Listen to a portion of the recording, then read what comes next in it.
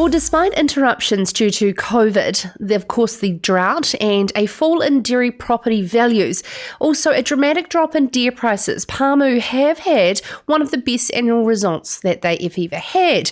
And a story in this week's Farmers Weekly by Colin Williscroft outlines Pamu's latest annual results with a 91% improvement in operating profit before earnings before interest, tax, depreciation and amortisation of $65 million from 2019.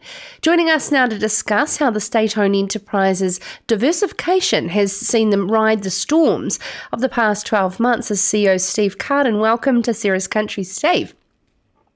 G'day, Sarah. Hey, this is an excellent result.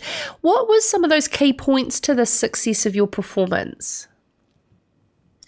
Yeah, well, I think given the sort of year it was, it's a really pleasing result, actually. It's we had obviously a lot of climatic challenges in the back half of the year in the North Island with pretty significant drought, particularly up in Northland, and COVID caused headaches for everyone across the industry, particularly trying to get livestock off our properties. So in that context, it was great to see, obviously, milk prices were pretty positive for the year.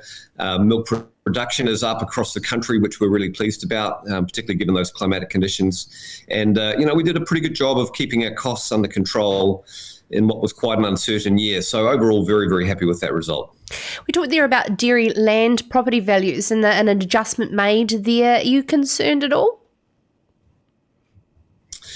Well, for the last couple of years, we've seen our dairy land values decrease. They dropped by about 8% across the country over the last year. The livestock farms dropped by a couple of percent, so not nearly as significant. But I think clearly the fact that, there's quite a degree of uncertainty about the outlook for dairy at the moment, the increasing level of regulation, the lack of foreign buyers, there just isn't the same level of demand in the market for those, particularly the larger properties that we farm. So we are seeing those property values come back. So how is this driving Pamu's diversification, particularly in more alternative milk such as spring sheep milk that you're heavily involved with, and providing those alternative sources of income in dairy? Yeah, well, we've been looking at alternative dairy, what we call specialty dairy, now for a couple of years. Obviously, as you mentioned, spring sheep, our sheep milking business has gone really well, and we're seeing the expansion of the sheep milking industry in the Waikato, which is exciting. We've been doing dairy milk with our dairy milking partners down near Gore, and we're expanding that business as well. And we've been quite heavily converting some of our bovine, our cow dairy farms to organics. We've got now 6 organic farms across the countries, and we're quite excited with their performance, both financially but also environmentally as well. Let's talk about deer. 86,000 deer Pamu run. How are you staying on track with your strategy there when deer has been so hit by COVID of all of the classes? Yeah, deer has been a real challenge for us over the last year, as you'd expect.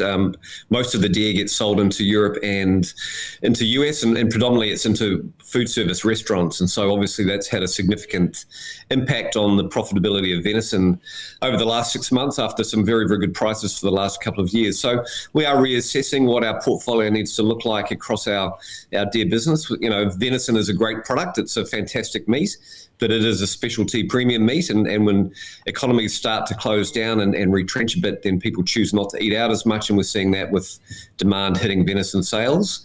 But we're confident in the sector and are hopeful that prices will rebound in the second half of next year. Okay, so we can't see Landcorp or Pamu putting deer farms and dairy farms on the market. There's still a lot of passion there from your side. Oh, no, there's a huge amount of passion that we have for pastoral farming in general. We're extremely optimistic about the outlook. But I do think we are going through quite an adjustment as a sector at the moment. Obviously, it's difficult dealing with the level of policy change that's happening across freshwater and zero carbon and biodiversity. But, farmers are incredibly adaptive and resilient. And so long as we have enough time to adjust our systems and to adopt new technologies, then farmers can change to meet the new expectations and standards. So, we're very optimistic about what the future looks like. I certainly do want to get into discussing freshwater with you, Steve, and how your team are adjusting with what the current standards that are on the table. But before we do that, another diversification is, of course, horticulture and avocados in particular. Whereabouts does that sort of strategy look like for Pamu going forward and investing more in the hort sector? Well, we've been around for about 130 years now, Sarah, and we've never ever run commercial crops before. So this is quite a significant shift for Pamu in terms of our land use diversification strategy. So we're trying new alternative land uses across our portfolio. And up in the far north, we've developed a 40-hectare avocado block, which is in its second year of development, going very well at this point. And it's about us trying to use land for its best and highest use. And where necessary, that is often commercial cropping. And so we are looking to expand our horticulture business, which is very small at the moment, but which will get bigger over time. And likewise, we've been doing quite a bit in forestry. We are converting about 2,000 hectares of land into forestry on some of our livestock properties. We're very careful that is only Class 6 land and above that we're converting. We absolutely want to retain the strength and vibrancy of our livestock farms and make sure we're investing some of the money we're making in forestry now back into our livestock business to ensure it can adjust and change and be strong for the future.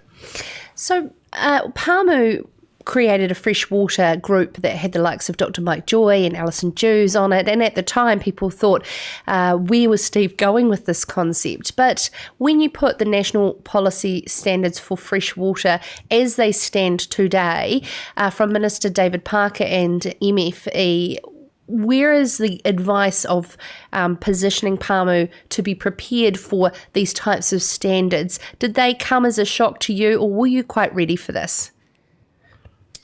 Well, I think many of the sector have been anticipating water reform for quite some time, Sarah. So getting that environmental reference group you mentioned set up about 5 years ago was us realising we had to get our head into a different space around environmental constraints and starting to change our farm systems accordingly. And that group of external advisors came in and were quite challenging to us as a farming business. And it was a really good two-way flow of information about the realities of farming as we saw them and the challenges they were seeing in the environmental space that we needed to confront with our farms. And so we have been working on this for a while, but that's not to say that the changes required by the essential freshwater reforms are not significant. They're difficult to adjust our farm systems to.